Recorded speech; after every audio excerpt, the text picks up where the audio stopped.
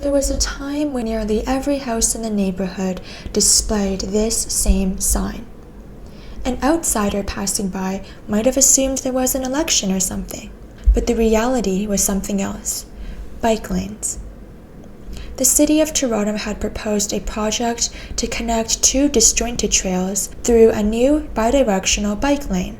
I thought it was a good idea, so I was shocked to find that the vast majority of local residents were strongly opposed to it.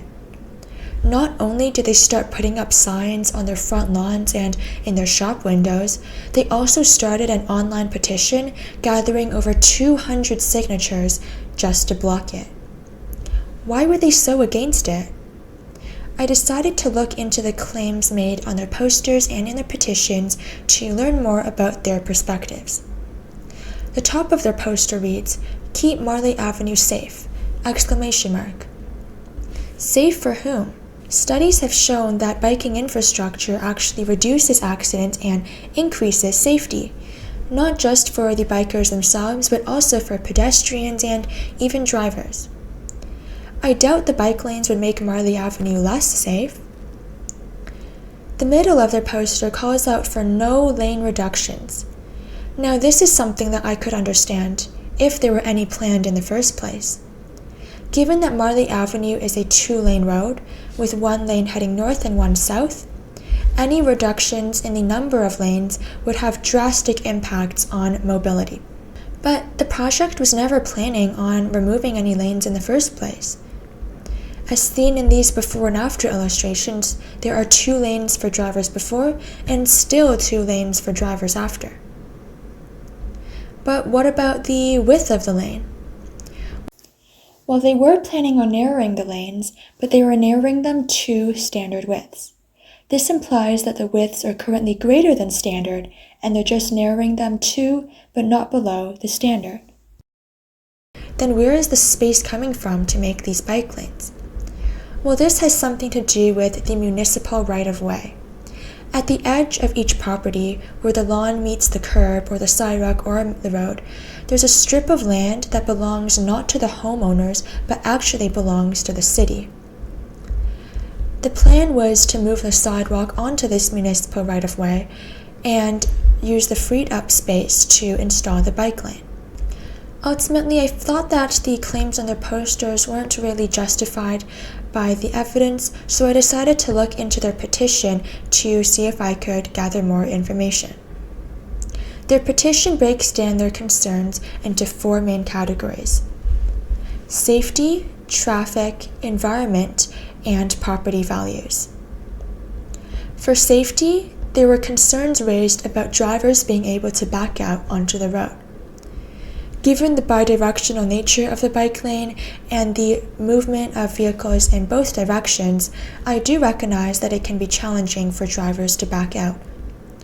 However, the bike lanes are meant to be built on the west side, and while the east side has many driveways, the west only has around 4, so the impact would be minimal. There were also concerns about buses, specifically buses turning around corners and potentially encroaching on the sidewalk. Well, Marlee buses can make 2 turns, a right turn onto Marlee or a left turn onto Eglinton. Of these, only the right turn even has the possibility of encroaching on the sidewalk. But once again, this turn is located on the east, whereas the bike lanes are on the west, and so at least the buses wouldn't have to worry about bikes or the bike lane being in their way. As for the ongoing issue of sidewalk encroachment, this is something specific to this corner. It would be more sensible to address the issue at this corner rather than scrapping an entire project. Now, the petitioners also argue that the presence of the bike lanes would lead to increased congestion and worsening mental health.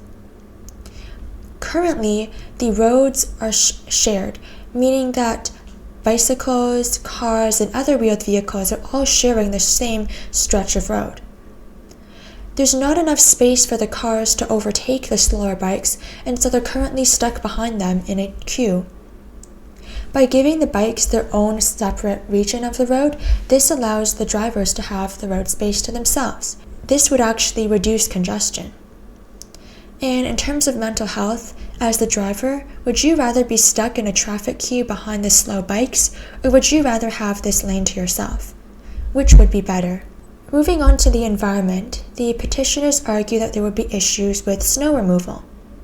The city's public land has long been a source of extra room for residents to store their snow. I recognize that it may be inconvenient to lose use of this land. Ultimately, the one most valid concern here, I think, is the loss of property values. I want to reiterate that the lot sizes are not changed. What was once private property is still private property. It's just with the city taking back use of the public land, from an appearance standpoint, it will look less spacious. This type of trade-off often accompanies infrastructure improvements, whether it's the widening of sidewalks for accessibility or the introduction of bike lanes for mobility. The question is, do the benefits of the cycling infrastructure outweigh these costs? I believe so, but I recognize that others may have different opinions. So how did this story end? Did they move forward with the project, or did they acquiesce to the complaints of others? In this case, they chose the latter, and in an update posted on the website, they have stated that this project has now been paused indefinitely.